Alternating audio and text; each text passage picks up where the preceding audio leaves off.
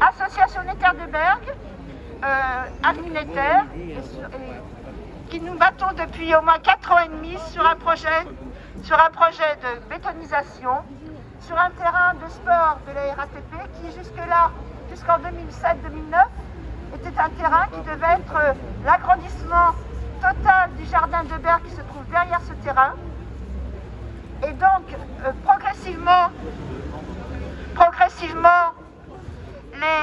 le projet a évolué jusqu'à en 2016. Le 2 juillet 2016, il y a eu un changement de PLU à l'issue des habitants, puisqu'on n'a pas été prévenu par cette enquête du changement de PLU. Et à la rentrée de 2016, on a appris que plutôt que d'avoir un jardin, plutôt que d'avoir éventuellement aussi, il devait y avoir aussi du matériel de sport, eh bien, on allait nous construire 8 bâtiments de 6 à 8 étages dans un quartier faubourien où les bâtiments qui sont en place sont de 3 étages, 4 étages, pas plus, et qui allaient impacter évidemment le jardin de Bergues qui se trouve derrière, et également tous les habitants qui se trouvaient autour. Non seulement ça,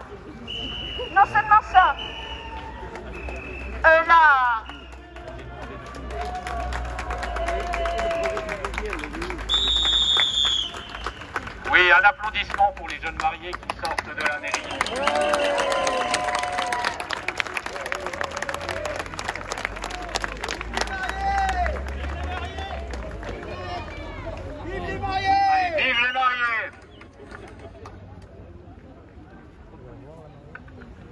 Non seulement ça, ce projet donc impacte tout le quartier, mais les habitants qui vont être dans ces tours-là, de 6 à 8 étages, vont être séparés de 6 mètres à peu près, puisque il y a une voie qui va rejoindre la cité de Bergues jusqu'à l'avenue Netter, et cette voie est de 6 mètres. Et les bâtiments de chaque côté de cette voie sont de 6 étages. Donc c'est absolument pas réglementaire. On a eu dans le permis de construire un rapport de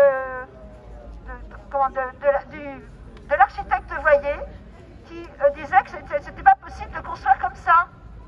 Mais ça n'a pas été retenu évidemment dans le permis de construire. La RATP a passé outre, et RATP Habitat, et on n'a jamais pu négocier avec RATP Habitat, jamais, ni avec la ville, qui nous impose depuis le début de ce projet. Tous les recours que nous avons faits sont épuisés, et maintenant il ne nous reste que la mobilisation. Donc il faut vraiment que tous les gens du quartier se mobilisent. On peut encore gagner, puisque avec la mobilisation de toutes les personnes, on peut réussir à conserver ce terrain. Et je vous assure qu'en ce moment, je distribue ce tract devant le square de Bergues. Il y a des gens dans la cité de Bergues. La cité de Bergues a été réhabilitée il y a 30 ans. Il y a 30 ans, il y avait un projet déjà de grosse bétonisation, et tout le quartier devait être rasé. On s'est battu, on a créé une association de défense de quartier. On a réussi à garder ces bâtiments du faubourien, les réhabiliter. Et maintenant, il y a beaucoup de logements sociaux dans ces 2 impasses. Donc même, quand on dit qu'il faut du logement social, oui, mais pas contre les habitants, pas contre leur santé, puisque ces gens qui sont en logement social et qui sont bien placés, puisqu'ils sont près du square, sont dans des bonnes conditions, vont aussi subir cette bétonisation à outrance qui va leur fermer la vue, qui va mettre dans l'ombre le jardin de Bergues, qui est tout petit. Ce jardin de Bergues, c'est juste un jardin pour tout le quartier. Il fait 6 000 mètres carrés. En plus, il y a des allées bétonnées dans ce jardin, donc la végétalisation, elle est très réduite. Voilà.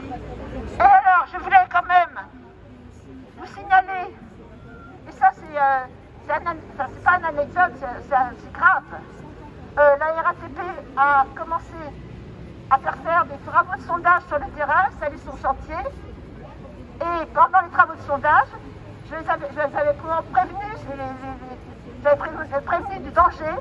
Eh bien, il y a une pelleteuse qui a creusé tellement près d'un pignon d'un immeuble que le mur s'est écroulé dans la cuisine une voisine qui avait 84 ans quand même, 2 mètres de haut qui s'était écroulé d'un seul coup dans la cuisine de la voisine. Donc c'est ce terrain n'est pas constructible. Ce terrain n'est pas constructible, c'est un terrain argileux, sablonneux, il ne peut pas être construit. D'ailleurs, la RATP, les US Métro qui étaient installés sur ce terrain avec des activités qui étaient ouvertes sur le quartier, dont on n'a plus d'ailleurs, c'est fini, on n'a plus d'activité, eh bien, voulaient construire à un moment des bâtiments pour les sportifs. On leur a dit non, vous ne pouvez pas construire en dur sur ce terrain. Ils ont dû mettre des algécos. Donc quand Madame la maire me dit que ce terrain est bétonné, non, il n'est pas bétonné. C'est un terrain de pleine terre. On doit garder des îlots de fraîcheur et des terrains de pleine terre. On n'en a plus du tout. Il faut conserver ces terrains de pleine terre. C'est pour la santé des habitants actuels, mais aussi pour les nouvelles générations à venir. Donc non à la bétonisation. Voilà.